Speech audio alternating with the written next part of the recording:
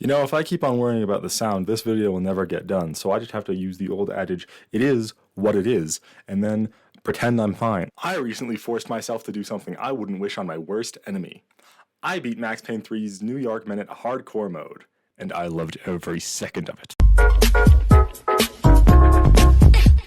The New York Minute mode may sound like a misnomer considering Max Payne 3's breathtaking Brazilian landscapes, but it represents something so much greater than the sum of its parts from a thematic standpoint, and so much less from a gameplay one. The mode consists of every main level in the 2012 game's single-player campaign under a strict time limit, but each kill you get puts more time on the clock, and as an added bonus there are no checkpoints in the level, forcing you to play through the whole thing with just one chance. What makes this interesting?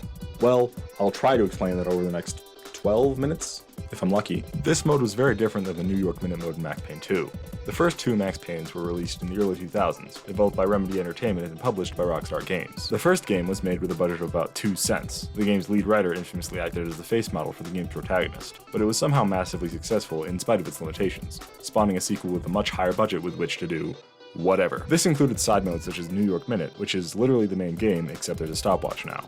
Max Payne 3, however, was developed and published by Rockstar, with very little of the original team being called in to work on it. The result is a game with very little identity. There is a very clear lack of an auteur that made Max Payne and Remedy Entertainment so famous. The game was one of the most expensive games ever developed due to its long, arduous development, and being as blunt as possible, it simply shouldn't exist. Not only because of the witchcraft it must have taken to finish the thing after so many roadblocks, but also because for those roadblocks to be overcome, the developers had to go through psychological torture.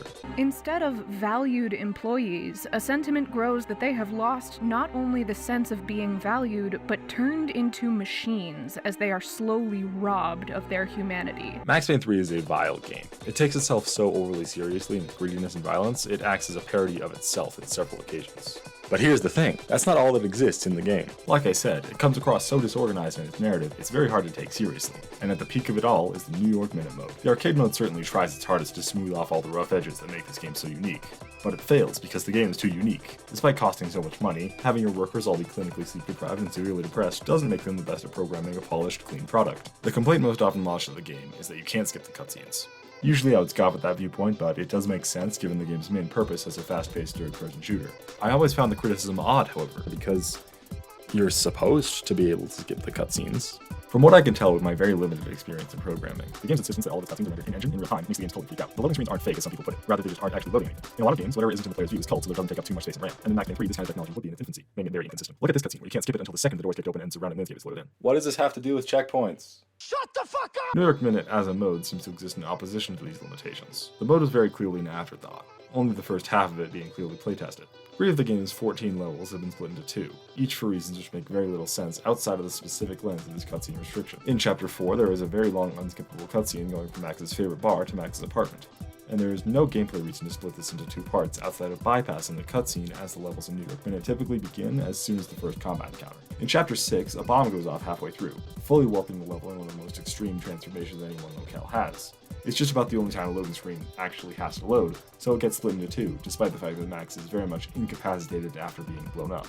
In 6-2, there are very few enemies, fewer are actually able to shoot at Max, and none of which will ever pose anything of a threat. The fact that this level is playable in New York Minute at all is symptomatic of Max Payne 3's laser focus on linear narrative and pacing, being so important as to infect the score-based modes as well. The game takes place over a relatively long period of time, but you wouldn't know that if you played it, because you can hardly go 20 minutes without another group of enemies trying to rip your head off. It follows a very clearly delineated 3-act structure, revolving around the ever-evolving mystery narrative. The thing which makes this game's narrative so interesting is its focus on the character of Max. He never stops quipping, and he never stops being insufferable and confused. He was a detective in the first game, but now that he's gotten his revenge for his wife and child and the police killed his girlfriend, he's just sad. He's addicted to alcohol and painkillers and somehow hasn't died, even though he certainly tried to die many times. He's a washed-up detective who has forgotten how to be a detective just as he gets pushed into an ever-evolving detective narrative. The weird thing about it is that the narrative gets completely flipped on its head in the New York Minute mode because it removes as many cutscenes as possible, but because of the game's haphazard development, they couldn't remove every cutscene.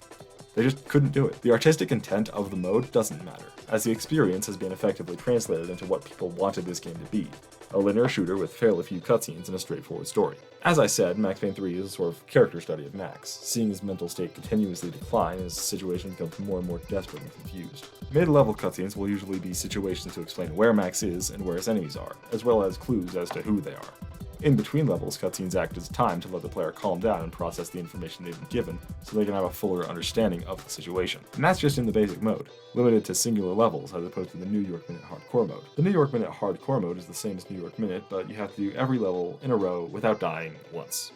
From a thematic standpoint, without the cutscene, the game morphs into a boss rush, ignoring who the enemies are and telling you to just shoot them anyway. But the game's laser focus on pacing and gameplay mixed with the unskippable cutscenes coincidentally give you just enough information to fully decipher the story yourself, without characters like Da Silva who exist exclusively to explain what's happening to Max. However, we have a look into Max's head through the noir-style narration acting from a limited, omniscient perspective. I cannot stress enough how much of a cohesive experience this is, despite being, on paper, a total train wreck. So, I'll just include a few highlights. In Chapter 3, we are softly introduced to the paramilitary group. In Chapter 9, we learn who they truly are in a long, unskippable cutscene only because of a QuickTime event the devs really wanted to include. Also in Chapter 3, we get this little snippet from Max. We'd have destroyed Sao Paulo's most hallowed place of worship. Looking back, it was strange how the cops never showed up, but things had a habit of only making sense to me, looking back long after I'd run out of time to fix them. In the main game, you forget this happens because of just how much information overload you're experiencing. But in this shorter mode, you remember that pretty clearly in the same cutscene in Chapter 9. In Chapter 6, a bomb goes off, and we see Max's face coated in scars from shrapnel during the transition cutscene between Run Room and the next. This is called attention to pretty clearly in the fairly long cutscene between Chapter 6 and 7 where Max shaves his head, but we still see the shrapnel in this cutscene, which signals the game's tone shift around the halfway point. The game's art direction and level design reflect this as well, so you still get that feeling of a downward spiral without necessarily knowing the details. The first levels take place in gross displays of opulence, a massive nightclub, a sports stadium, an office, before Max shaves his head and goes into the favelas, an abandoned scrapyard, a literally condemned building Max blows up himself. But every single time you transition between levels, you are reminded of just how far you've fallen. I don't know if it was a technical issue they didn't bother to fix, I don't know if they just didn't care, I don't even think this mode was playtested long enough for them to consider it, but instead of the unique loading screens for each level in the basic New York Minute mode, Hardcore always uses the same loading screen from the first level. Max solemnly drinks hard liquor as he looks over the poverty below him. A remarkably profound representation of the game, boiled down and reduced to its most basic interpretations and mechanics. And that's not even talking about the gameplay. You remember the point of the mode? A score attack? Not anymore. They didn't even try to pretend the time constraints are the most important part of the mode. They're literally an afterthought to the mode's description. And the player. By the final level, I had about 40 minutes to spare. Trust me on that, I'm not going to do the entire mode again, and I wasn't recording, you can't make me do it again. And that is definitely not the thing you're going to be the most worried about when each attempt takes about 3 hours and will end in a matter of milliseconds. Also, it doesn't record your record anywhere. There isn't a leaderboard either. There is for each individual level, but there isn't one for the entire game. You are not expected to do this multiple times, unlike every other arcade mode where you are deliberately searching for high scores. The emotional experience of the game gradually increasing in difficulty as the story becomes more simultaneously obtuse and macabre, it's something I'll never forget. And never do again. You can't make me do it again. Then I got to thinking, permadeath. Why? How does one small change in the game create an entirely unrecognizable product in both story and gameplay? And I got to thinking even more, what other games have done something like this? I'm not saying permadeath as a mechanic, that's obviously a pretty normal part of games. Rather, single-player games with highly linear storylines and gameplay mechanics adding permadeath as an afterthought because they were bored and wanted to see what happens. How does permadeath affect other gameplay systems? Is it popular? Is it worth it? It is these questions I need to know the answer to as an aspiring game developer. Read incompetent. I got kinda lost in the sauce with that last video. I talked about feelings and narrative way too much, and I'm realizing I can't do that again. It's time for completely unbiased and straightforward gameplay discussions. That's not to say I regret making the video. I mean, this is probably my greatest accomplishment. This person who I greatly admire and respect, taking the time to acknowledge my existence and being nice about it. But I can't share this with anyone, because 75% of that video is talking about gay furries, and I don't think I can get away with that without people starting to ask questions. Like, I'm definitely cis-het, but people keep asking the question and it gets kind of annoying. While it's a fight I can win, it's a fight I'd rather sidestep altogether. First person to get that joke gets a free Counter-Strike 2 skin. See, I flipped it again. You don't even know what I'm going to say. I don't even know what I'm going to say. I'm really pushing the limit with how long this intermission is going to be. Video games are Skinner boxes for pleasure, time wasters, and toys. I don't believe that, but these are the boundaries of discussion for making a game fun to play and giving the player a reason to keep playing with the story that has been delicately crafted. But of course, that would also be reductive, as the author's story, the narrative, and the player's story, the ludonarrative, are more often than not intertwined in a way that can't be so easily separated from each other. If they can be easily separated from each other, you did bad. You made a bad game. But what makes the ludonarrative memorable and, more importantly, engaging? Now, I know I said I wasn't going to get lost in the sauce, Dopamine is a neurotransmitter responsible for making humans want to feel pleasure. Not specifically what lets you feel pleasure, but what makes you pursue behaviors that would result in pleasure. I am going to take these off. A, I can't read anything with glasses and contact lenses. B, I look like Steve Jobs. Game design is all about the flow state, maintaining a constant level of challenge so that the player has a consistent dopaminergic reward, compelling them to keep going even if the pleasure they're receiving isn't necessarily a proper correlation. That way, they keep playing and write a good review so you make your $105 million back. Who am I kidding? That's never going to happen. The question is, how do we dispense dopamine at a consistent rate so that we can achieve flow? According to this graph, which you have definitely seen before, we must design games around a narrative arc because, I feel like I should talk about the neurotransmitters responsible for humans' attachment to narrative, but I risk becoming even more insufferable than I already am after making that haha guys, I'm totally cishet joke at the start of this section. Speaking of being cishet, my favorite and also the best game of all time, Celeste. Sorry, I said that in a comedic way, so people might think I'm being facetious, but I was actually serious the whole time. Take it away, Maddie. And then, like most platformers, Celeste is split up into worlds. We call those areas. So each area is a smaller story within that story. It has its own arc and pacing, and we want each one to feel distinct and unique. And they all have like aesthetic and mechanical themes running through them. And then each area, in turn, is made up of levels. And each level is like a really small, quick story. And these are just like really simple things like I jump over a pit of spikes and dash upward onto like an overhang and climb up to safety, that kind of story.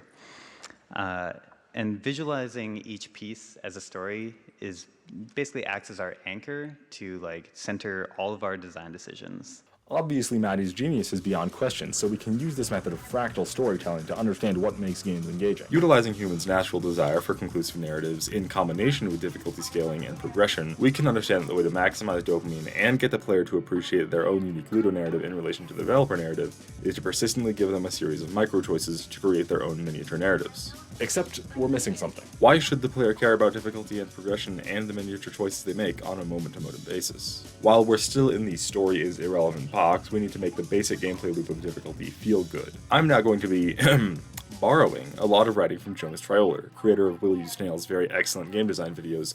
I have never played Will You Snail, but the main pillar of game design we need to focus on surrounding the gameplay loop is impact. Everything the player must do has to have clearly defined consequences in the game world so that our easily manipulated human brains can get that burst of dopamine so they keep playing, so they feel the pleasure of, learning the plot twists or whatever. This is why every game worth its salt will have some kind of feedback when the player does anything to quickly make them feel that burst of pleasure. A post-processing effect, a sound effect, controller rumble every time you fire a weapon, or even just copious amounts of screen shake. All of these are the basic elements for making a game's moment-to-moment gameplay feel good. They make the building blocks for the smaller stories crafted by the player inside the confines of the longer story crafted by the developer. Impact is what we've been building toward because checkpoints interact with impact in a way that is variable and unpredictable. Without checkpoints, the gameplay loop is broken because the developer narrative has no pacing. Pacing is important in every medium of art there is, and if the player keeps dying, then the player's ludonarrative will resemble bashing your head against a wall over and over again.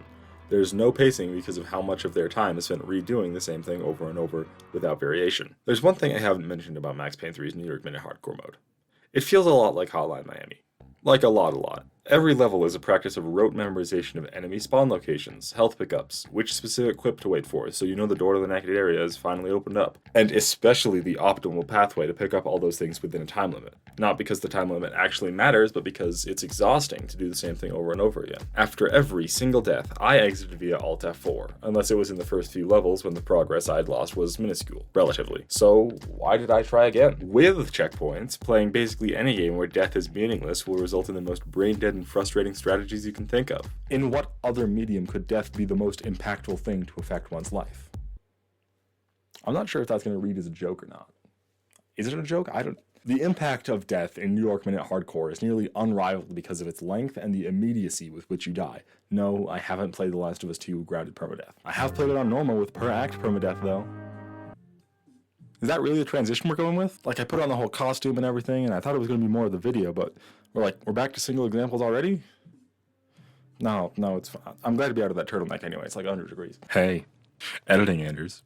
I have good news and bad news. Bad news is all my footage corrupted and didn't transfer properly, so I don't have any footage at all. So I can't use any examples. The good news is that instead I'm just going to be using this footage of a speedrun, which is like way more visually interesting, right? And everyone's going to watch the video all the way and no one's going to leave a negative comment about this? right? Yeah.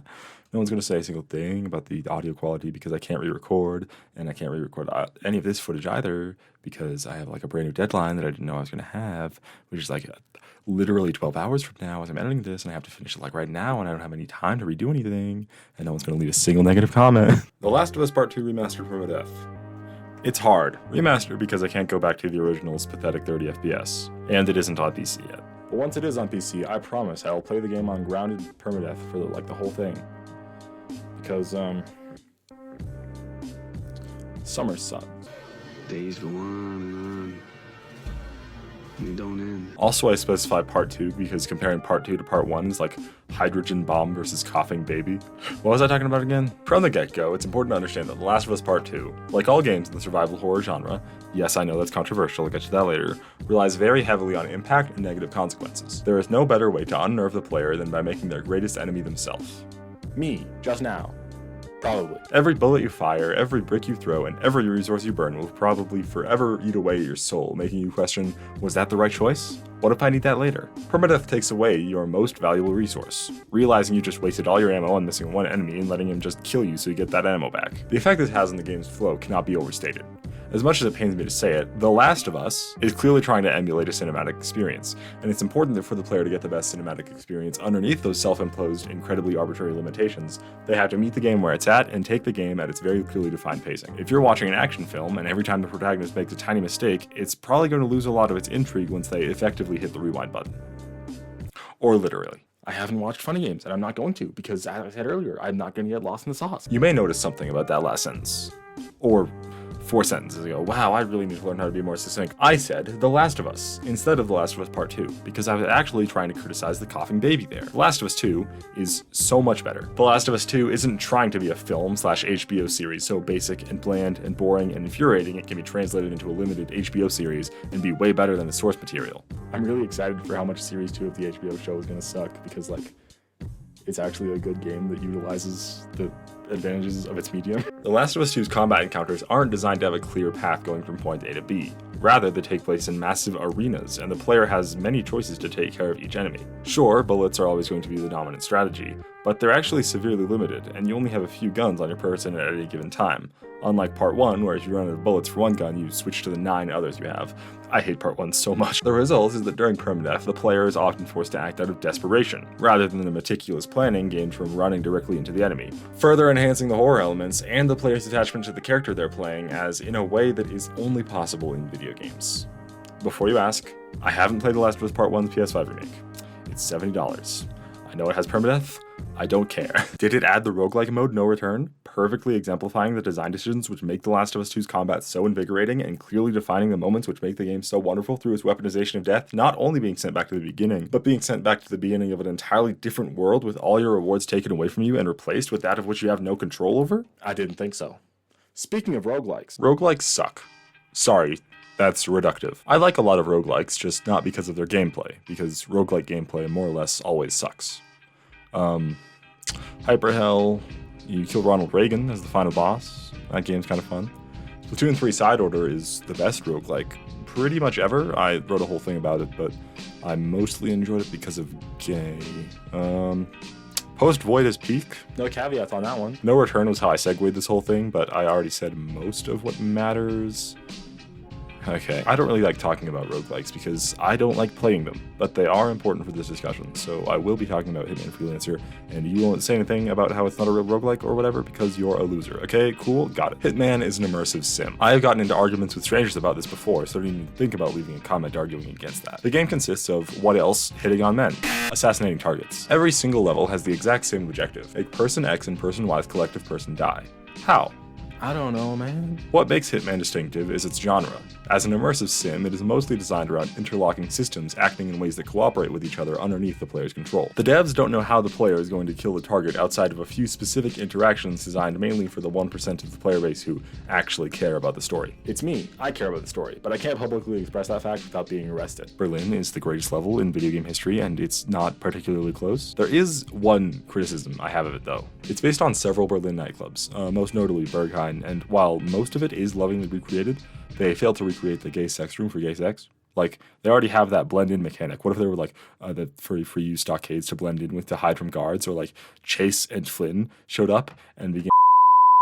How you kill these people is completely up to you. In Berlin alone, you can kill targets in a variety of fun and inclusive methods for the whole family to enjoy. So why am I talking about it in a video about checkpoints? We often think of those as the main mechanic in linear titles. Difficulty, and Freelancer, but we'll get there. There's 3 difficulties: Casual, Master, and Pro. On both Casual and Pro, the game autosaves everywhere, and you can infinitely save with up to 8 simultaneously, making it possible to easily breeze through the game's hardest challenges by quick saving and loading to repeat each and every minor challenge without any fear of failure. This is, let's just say, very fun. Because of the way that the game utilizes interlocking systems, you will constantly be finding out different ways to tackle any given situation and take out guards and steal disguises without a care in the world. A large part of Hitman is the absolutely massive arsenal the player has access to, and while about 90% of it is either reskins or garbage, it allows the player effectively infinite depth once they fall down the rabbit hole of knowledge. And I think that's realistic depending on what the guy is doing.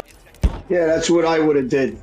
That's the technique. To me, these are perfect hits. I'm not a sniper, but I got friends that are snipers that are, in armed forces. They just did that hit actually in Europe about 2 years ago. It's still done, and if you're that good, and there's a lot of snipers that are that good, great way to hit somebody and not get caught. And it can be done. With that being said, it gets very tiring very quickly. Usually, players will be focused on getting the highest possible ranking, a silent assassin suit-only run, abbreviated to say so. The issue with this is how restrictive optimal play really is. Almost anything in Say So is an instant fail condition. Spotted for a second, a body was found all the way across the map, or you dare to use explosives, you're done. Load checkpoint. How do we remedy this? Well, difficulty. Master difficulty is unique in a few ways. Maps have more cameras and guards, and sometimes doors are locked when they otherwise wouldn't be. Blah blah, none of this matters because the game no longer uses autosaves and you're only allowed 1 save per level. That might not sound bad, but when on your first playthrough you could be stuck in a level for upwards of an hour, it's probably not going to be fun dealing with all that stress. Or will it be? Impact. Adrenaline. The checkpoint restrictions force the player to commit to any choices they make.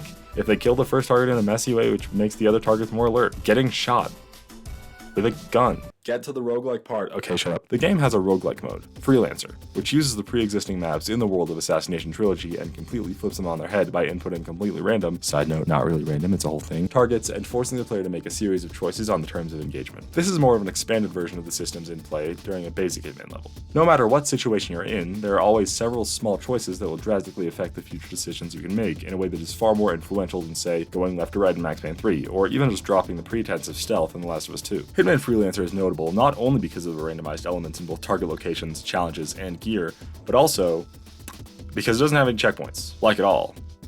Because that's what a roguelike is. The end experience is one of drastic improvisation and trying your best to make the most of a situation you have inevitably failed because of the harsh gear limitations. Weapons are expensive, and as the end goal of the mode is to get as much XP as possible to round out the upgrades to your house/Unabomber shack, and you get more XP if you prestige, and you prestige by having every weapon, every single mission becomes a total mess of interlocking systems demonstrating the mastery of programming on display, which is so often forgotten in the say-so play method, when you never kill anyone and never die. And then, you die. But that isn't the end.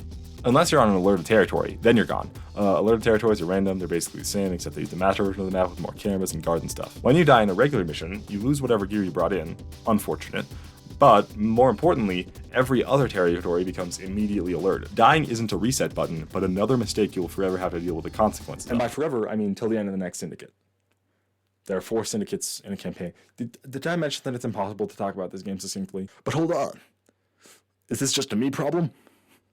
Am I that much of a perfectionist? I'm the kind of person to immediately load checkpoint. I mean, other people can do self-imposed limitations. They just, don't use guns, right? Was this video just a skill issue all along? Speaking of skill issue, oh hi, famous YouTuber Cassidy, owner of the best Discord server. It was at this point in the video, my cat Sven.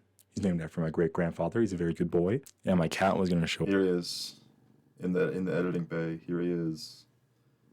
Look at him go. Oh, he's leaving. That's gonna be a funny joke. Where is he?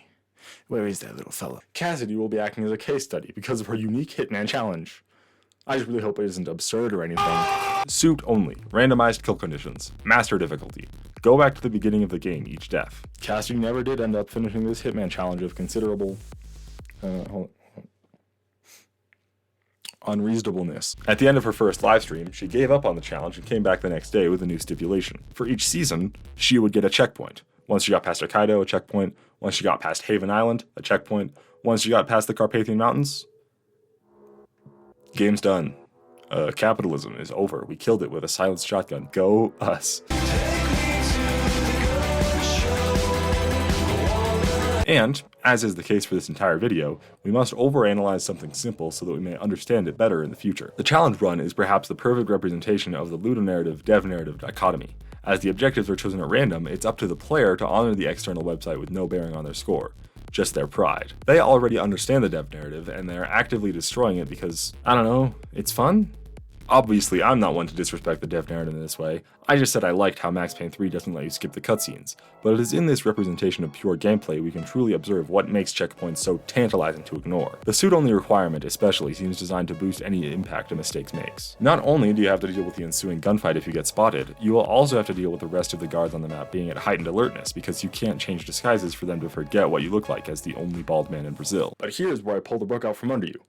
This is ludonarratively consistent. The story of the modern Hitman trilogy is one of a man regaining his humanity after it was forcibly taken from him, and having the courage to feel emotions and get angry again. The way that the player is forced to improvise and understand the consequences of their actions sequentially after acting essentially as time gods throughout casual play perfectly represents the social state of the protagonist in this time of the story. As I said, I don't care about if the writers planned this, and unlike Max Payne 3, I know for a fact that they didn't, but because of the masterful work in Hitman, regardless of what the player does, the ludonarrative and the dev narrative will always act in sync, as video games should be. So, in conclusion, after fully analyzing and building a better understanding of these popular games, we can finally see the true purpose of checkpoints. There are two fundamentals of making a video game engaging to play, a ludonarrative and a dev narrative.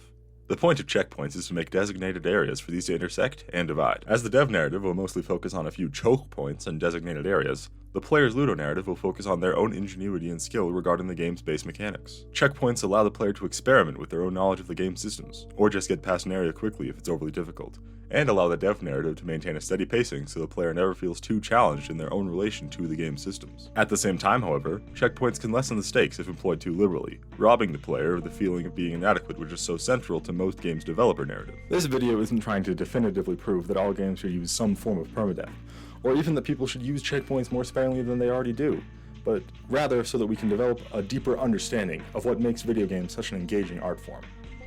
And I think I've accomplished that goal, as I now appreciate every little aspect of game design just that little bit more. Hold on. My Sony Ericsson is ringing. What's that? My opinion is invalid because I literally only talked about third-person shooters? So I'll just, use one-off examples of every other genre and it'll be fine, right? No? Well, I don't care I'm doing that anyway. Video games that aren't made in America. What kinds of RPGs utilize checkpoints in a way that differs from just finding checkpoints somewhere in a dungeon? Despite appearances, I have not played Persona 3. Please sponsor me. I have played Persona 3 Festival, which includes highly controversial features, such as not being able to control your party's actions and forcing them to rely on some of the worst AI in gaming history, and getting tired. Being tired is more or less a death sentence, and if it happens near the checkpoint somewhere in Tartarus, it invites a chaotic push and pull. Do you want to cut your losses and return to the dorm so you don't lose all your XP you acquired so your next foray into Tartarus is more successful? Or do you want to push your luck? Literally, push your luck because surviving any encounter past one tapping with Makoto is more or less RNG. This is bad. Seriously, the game is not subtle about denying death, and forcing the player to run away from it kind of defeats the whole point. And since every time you die you go back to last checkpoint, it robs every boss fight of its stakes and build-up, when you have to watch the build-up happen all over again. For real guys, 0 to 10. Good job with the remake though. The genres. Horror. Remember what I said about The Last of Us 2 not really being a survival horror game? That was actually a build-up for this part. I have 100%ed every Resident Evil game except for Resident Evil 7 because Madhouse is unforgivable. But all the other ones I've done it, and I've done it easy. In the original PlayStation RE games, saving and checkpoints were a limited resource. Again, the same thing I said about TLOU 2's resource management applied. The modern remakes of Resident Evil do something similar, but in a way the player chooses for themselves. On the hardest difficulty, autosaving is disabled, making checkpoints only apply to each time the player accesses a save point. But that isn't the only thing that makes up the hardest difficulty, as anyone going for the highest difficulty is also going for the highest rank, the elusive S+, which requires you to specifically not save when you really want to. Their worst enemy is themselves, because it's a horror game, and the thing that makes the player deny himself while you play her is the cat ears. In Japan, the word neko literally means cat, but it also acts as slang, similar to the English word submissive. This is why cat girls are always maids and why cat boys are gay allegories. This isn't a joke, this isn't subtext. Your reward for beating RE4 on the highest difficulty with the highest rank is getting to call Leon Scott Kennedy a gay bottom. And I have bad news. But because this video is being released during Pride Month, I hope, if you have ever played a game on the hardest difficulty, you are gay. You, the viewer, are gay. I'm sorry you had to find out this way. Speaking of gay cats, racing games. I don't play them. I'm on my high school's varsity Mario Kart team, and that is somehow less impressive than it sounds. I've played a little bit of Gran Turismo 3, but that's not what I'm going to talk about. I'm going to steal, without asking, a clip from Locke's Gran Turismo 1 retrospective, one of the best single-game retrospectives on the platform. The longest tracks in the game, driven for dozens of laps. These aren't just races, they're tests of endurance, taking over an hour to finish. In the case of Grand Valley, nearly 2 hours. That's the real test of Grand Valley 300 kilometers. Not can you win a race, but can you keep the lead? For 2 hours? It's not a race in the traditional sense. Using the minimap as a gauge becomes effectively meaningless as the gap between drivers grows. The challenge here isn't in getting the lead, but in keeping it. Catastrophic spinouts are already frequent, and the time commitment makes the stakes even higher. Point is, if I drive well enough for long enough, even the worst crash isn't going to hurt me.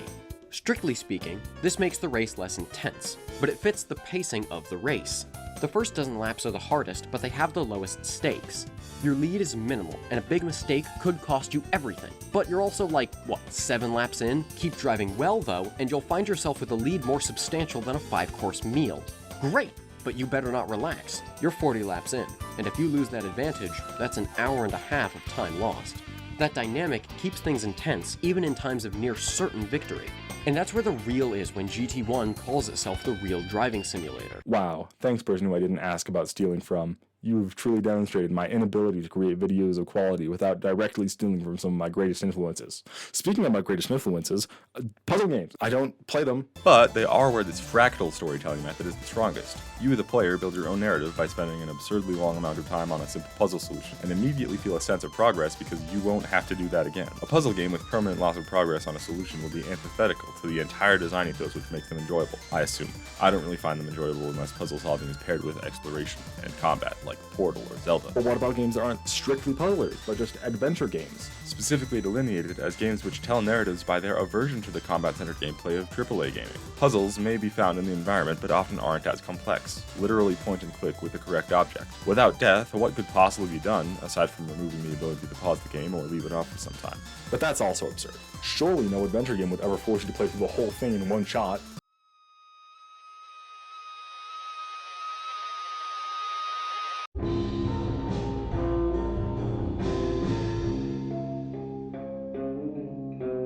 Is this whole video pointless? I mean, with video games, it's clearly impossible to delineate anything. In such a truly varied and beautiful medium, you have to take every work of art at its own level and its own discussion. Otherwise, it comes across as meaningless and devoid. Unless... What other genres haven't I looked at yet? Platformers? I don't know. I mean, I play them more than the other ones, but I still don't play them a lot. Except... My favorite platformer, Celeste. I've 100%ed Celeste about 3 times over the nearly 400 hours I've played it on several unique platforms. What? What do you mean I didn't? I got all 175 strawberries on the counter. Oh no.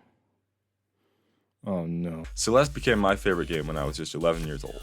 This small world of vibrant characters and a straightforward narrative showed me what was possible with just a little bit of ludonarrative harmony. I truly learned what was possible with video games as a medium, and it was through this game I knew my future couldn't lie anywhere else. The way the game's story handles tackling gender dysphoria and depression through the metaphor of a mountain intertwines with the gameplay where you die. Then there's the golden strawberries. The golden strawberries in Celeste are representative of everything wrong with my favorite game of all time. They go directly against the design ethos of the game's slavish commitment to consistent progress and player choice. After completing every chapter B-side, originally called hard mode in development, but on release definitely not being that, the golden strawberry spawn. At the first room in any of the game's 25 chapters, a golden strawberry is present, and unlike every other strawberry, it doesn't get collected upon touching solid ground. It will stay with you until the very end of the chapter, and if you die at any point, it will go back to the start and drag you with it. As the player redoes the exact same rooms over and over again, only to die in the final stretch, it's pretty miserable. But you know what else is miserable? Depression. And gender dysphoria, but I relate to that bit a lot less in the story. It's there, kind of, but like because it was happened so far after the game came out, it's like I canceled. I can't believe I said that during Pride Month. Leon, get the cat ear. I couldn't find the cat ears. I have not gotten every golden strawberry in Celeste. This is the only example in the video I'm talking about where I've specifically given up on any challenge, despite how many games I just haven't talked about in this specific video. I've played Celeste for nearly 400 hours on all my accounts, and honestly, nothing could prepare me for the horror that the golden strawberries put me through before I ended up throwing in the towel. But I'm okay with that. In these discussions, it gets so easy to wrap video games' validity as an art form around these kinds of accomplishments. You didn't actually play Last of Us 2 on grounded permadeath if you used the accessibility tools. Okay. Why do you care? The fact that in almost every one of these games, checkpoint scarcity is a specific choice made by the player without any obligation or even acknowledgement is representative of what makes games truly special. It's not a painting, it's a coloring book, where you choose which strokes represent your particular journey. It's not a song, it's poorly laid out sheet music, where you choose the tempo, the pitch, even the instruments to create your own beautiful cover. Wait, when did this become a video essay? No. This was a Game Maker's Toolkit video. I said I wasn't gonna get lost in sauce. I wasn't gonna get lost in the sauce.